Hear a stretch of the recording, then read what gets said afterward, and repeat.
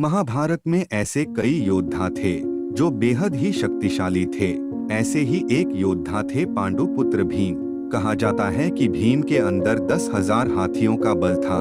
लेकिन क्या आप जानते हैं कि एक साधारण मनुष्य की तरह दिखने वाले भीम के अंदर इतनी शक्ति कहां से आई?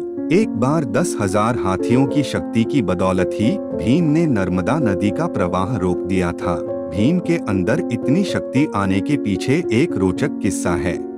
कौरवों का जन्म हस्तिनापुर में हुआ था, जबकि पांडवों का जन्म वन में। पांडवों के जन्म के कुछ वर्ष पश्चात ही पांडु का निधन हो गया। पांडु की मृत्यु के बाद वन में रहने वाले साधुओं ने विचार किया कि पांडु के पुत्रों तथा पत्नी को हस्तिनापुर भेज देना ही उचित है। पांडव तथा कौरव साथ ही खेलने लगे। दौड़ने में तथा कुश्ती में भीम धृतराष्ट्र के सभी पुत्रों को हरा देते थे। भीम कौरवों से होड़ के कारण ही ऐसा करते थे। हालांकि उनके अंदर कौरवों के प्रति कोई द्वेष नहीं था, लेकिन दुर्योधन के मन में भीम के प्रति दुर्भावना शुरू से ही थी। दुर्योधन एक बार खेलने के लिए गंगा तट पर गए। वहां खाने पीने से लेकर खेलने कूदने तक सभी सुविधाएं थी। दुर्योधन ने पांचों पांडवों को भी वहां खेलने के लिए बुलाया और एक दिन मौका पाकर दुर्योधन ने भीम के खाने में जहर मिला दिया। जब भीम ये विष भरा खाना खाकर बेहोश हो गए, तब दुर्योधन ने दुशासन के साथ मिलकर उन्हें गंगा नदी में फेंक दिया। भीम बेहोशी की हालत में नागलोक पहुंच गए।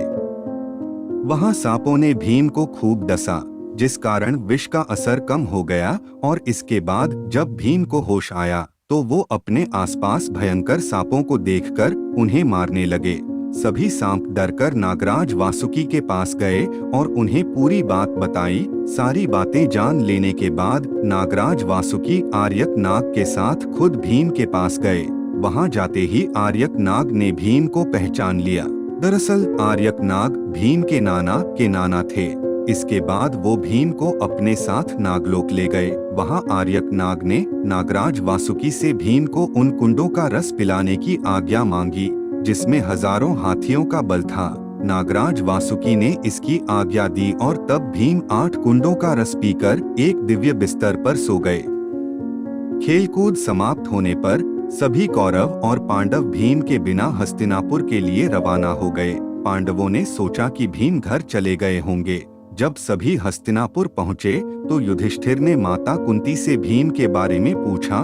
तब कुंती ने भीम के घर न लौटने की बात कही। सारी बात जानकर कुंती व्याकुल हो गई। तब उन्होंने विदुर को बुलाया और भीम को ढूंढने के लिए कहा। तब विदुर ने उन्हें सांत्वना दी और सैनिकों को भीम को ढूंढने के लिए भेजा। उधर नागलोक में भीम 8वें दिन जागे। तब सांपों ने भीम को गंगा नदी के बाहर छोड़ दिया और फिर भीम सही सलामत हस्तिनापुर पहुंच गए। हस्तिनापुर पहुंचकर भीम ने माता कुंती व अपने भाइयों को सारी बात बताई कि किस तरह दुर्योधन ने उन्हें विष देकर गंगा में फेंक दिया और वह नागलोक पहुंच गए और नागलोक में क्या क्या हुआ यह सब बताया। तब युधिष्ठिर ने भीम को यह बात किसी और को बताने के लिए मना कर दिया। दोस्तों, अगर आपको ये वीडियो अच्छी लगी हो तो प्लीज हमारे चैनल को सब्सक्राइब और लाइक जरूर करें। धन्यवाद।